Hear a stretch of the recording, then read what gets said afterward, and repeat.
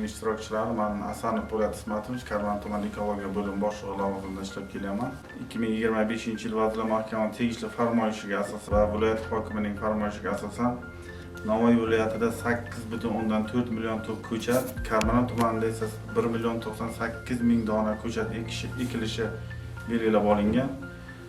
Shundan 1-aprel 25-yil holatiga umum foydalanadigan avtomobil yo'llari yoqasiga 40,620 dona, qishloq xo'jaligi yerlariga 195,000 dona, daryo, kanal va zovurlar yoqasiga 24,000 dona, obodonlashtirish boshqarmalari hududlariga 40,000 dona, bog'zorlar barpo etish bo'yicha 25,000 tup, tuzorlar barpo etish bo'yicha 39,500 dona, o'rmon xo'jaligi yerlariga 206,000 tup, atrof muhitga ta'siri yuqori va o'rta bo'lgan sanoat korxonalariga 129,000 tup, vazirlik va idoralar tomonidan 127,000 tup, tijorat banklari tomonidan 10,500 tup ko'chatlar ekildi va platformadan o'tkazilib hisobga olindi.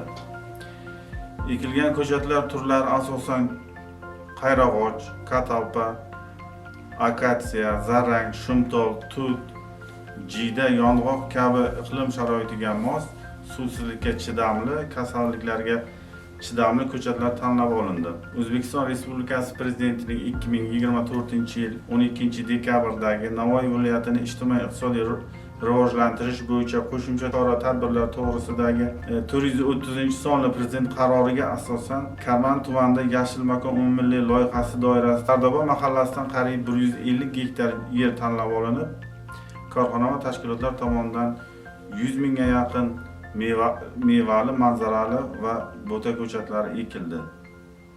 Shundan Navoiy kon metallurgiya kombinati tomonidan 54 ming, Navoiy azot aksionerlik jamiyati tomonidan 24 ming tup, Navoiy issiqlik elektrostansiyasi tomonidan 45 ming tup, United Cement Group aksionerlik jamiyati tomonidan 25 ming tup manzarali daraxtlar ekilib, yashil belbog'lar tashkil etildi. Tumanda ko'chatlarni yetkazib berish va narx-navo barqarorligini ta'minlash maqsadida tuman dehqon bozorida 1 dona, Zarafshon mahallasida 1 dona, Uyrot mahallasida 1 dona, Arabxona mahallasida 1 dona va Navoiy davlat o'rmon xo'jaligida 1 dona, jami 5 ta ko'chatxonalar tashkil etildi. Yashil makon elektron platformasiga biriktirish da'vatnomalari kiritilgandan so'ng jismoniy va yuridik shaxslar tomonidan ekilgan manzarali, mevali bo'ta ko'chatlari agrotexnik ishlov berilmasa qurib qolgandan so'ng javobgarlik